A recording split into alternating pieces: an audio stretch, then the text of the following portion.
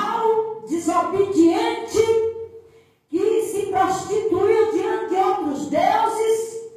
Pela Bíblia foi o pior rei de Israel. Pela Bíblia foi o rei que mais praticou coisas abomináveis aos olhos de Deus, a ponto de levantar estátuas de Baalins, de adoradores de Baal. Mas com Deus não se brinca. Deus pode até deixar o homem criar asas e até pensar que vai voar.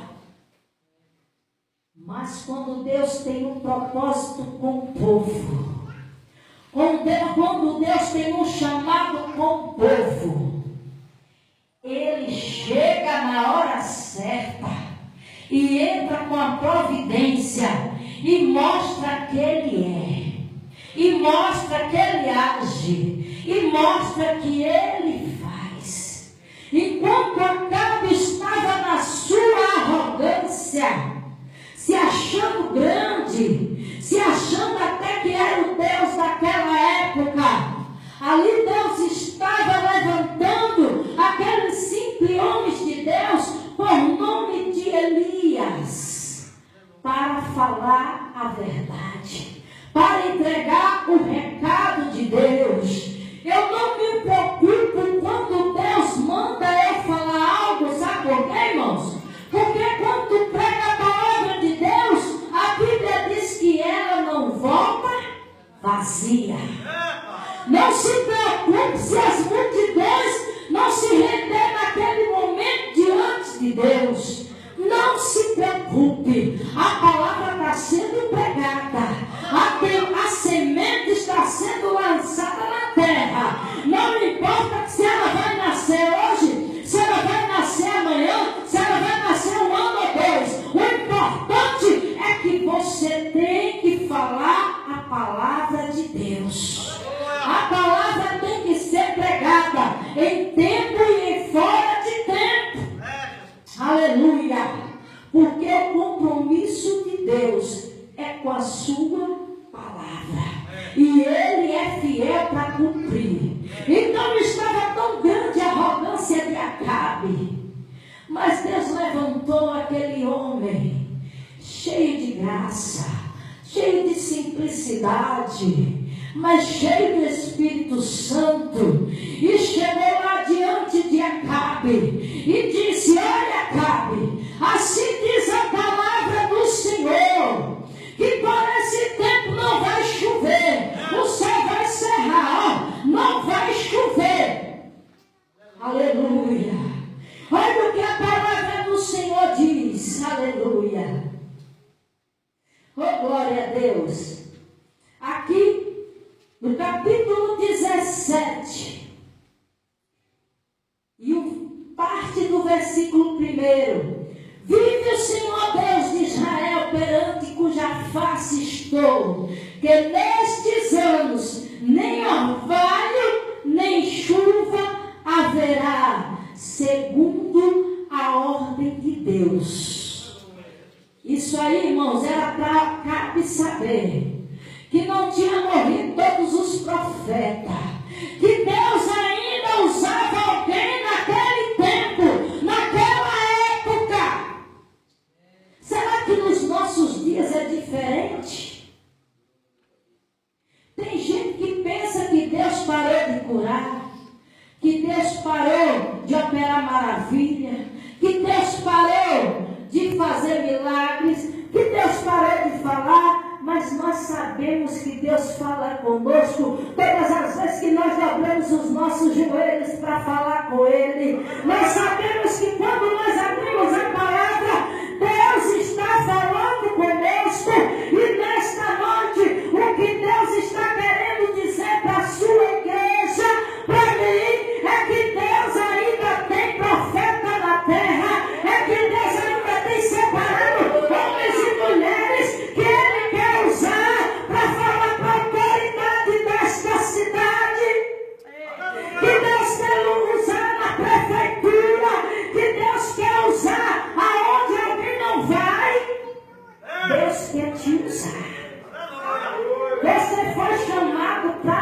usar. Deus não te chamou para ficar apenas no povoado, não. Deus quer que você esteja atento, à voz do Espírito Santo. Uma certa feita, o meu esposo estava falando comigo, que ele levantou pela manhã e começou até a arrumar as coisas em casa. Mas o Espírito Santo disse: agora, monta nessa moto e vai. E ele não sabia para onde ele iria, mas Deus estava mandando ele ir. E ele viajou bastante, irmãos. Mas quando chegou num posto de gasolina, ali tinha um moço desviado da igreja. E Deus mandou ele entregar o recado de Deus para aquele moço. E aquele moço começou a chorar. Diga a Deus, ainda há tempo de Deus te usar. Ainda é tempo de Deus te usar. Quantas vezes você pensa que é coisa da sua cabeça? Mas é só um sonho. Mas será que é Deus mesmo? Pare com isso, irmãos. Pare com isso, irmãs do círculo de oração. Quando Deus te quer para ir lá no lar e fazer uma visita, vai. Quando Deus mandar tu orar pelo enfermo, ora. Porque Deus te chamou para ser profeta. Deus te chamou para fazer a diferença. Quem opera o milagre não é tu, é Ele.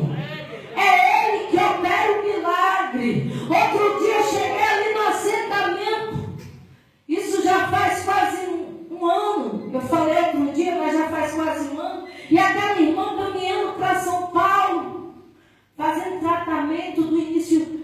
Os médicos diziam que ela já estava com câncer no útero. E era muito triste porque tinha que ficar meses lá. E chegou para mim quase chorando e disse: irmã Alexmária, ora por mim, irmã, porque eu creio que Jesus ainda pode me curar. Aleluia. Aleluia. E ali eu disse: irmão, Jesus pode, eu não posso não, mas se Jesus que eu te serve, pode.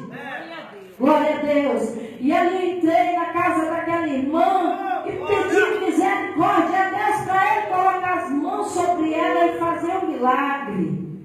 E com um mês, mais ou menos, que eu passo de mês em mês, ela disse: irmã, eu fiz novos exames e no meu exame já não deu mais o problema. Jesus já me curou.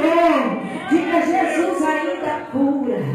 Jesus ainda cura. Glória a Deus. E ali estava aquele profeta, cheio de ousadia de Deus. Eu creio que naquele momento ele não pensou se o rei Acabe podia tirar a espada e cortar a cabeça dele fora. Ele não pensou em nada disso, porque Deus estava revestindo ele de poder, de unção, e ele entregou o recado de Deus.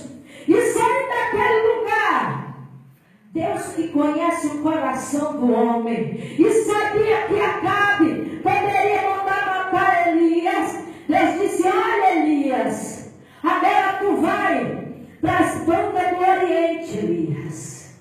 Mas Senhor, quem sabe Elias falou assim: mas Senhor, ali há um grande deserto, ali não tem por que eu me alimentar, Senhor. Aleluia. Você está pensando que Deus também não manda crente para deserto? Você está pensando que vida de crente é só manancial? É só flores? Aleluia. Quando vem as lutas é o deserto. Mas no deserto Deus também cuida de ti. Lá no deserto Deus também cuida dos teus. Lá no deserto Deus também manda alimento. Glória a Deus. Aleluia. Muitas vezes Deus está mandando o crente fazer a obra, evangelizar, e ele está só querendo trabalhar. É de manhã, é de tarde. Jesus, mas ele tem que fazer isso e aquilo. E o Espírito Santo vai lá, meu filho, evangeliza, entrega folheto, vai lá, faz minha obra, ora, e quando tu tem saúde para caminhar, vai lá. Eu ainda quero te usar. Aleluia. E o crente está só olhando para o sol, mas o sol está quente. Botando dificuldade aí. Deus diz, então vou fechar as portas. Agora tu vai fazer minha obra. Agora tu vai fazer no deserto. Que é para tu saber que é eu que estou te mandando. Aleluia. E no deserto você ora mais. Você chora na presença de Deus. E no deserto você recebe a memória espiritual. Eita Jesus. Olhe para a pessoa que está do teu lado e diga, não espere o deserto, meu irmão. Vá agora. Não espere o deserto. Eu não culpo de Deus está mandando eu falar assim, irmão. Se é para mim, eu recebo. Se é para a igreja, recebe. Eu só sei que Deus está falando conosco. Glória a Deus. E ali, eu creio que Elias, obediente à voz de Deus, foi lá no Oriente, foi lá para o deserto. Mas Deus trouxe uma notícia para Elias. Olha, Elias, tem uma coisa. Eu já preparei garçom para te servir no deserto. E Elias, quem sabe, respondeu, Senhor, maravilha. Mas quem é os garçons, meu Deus?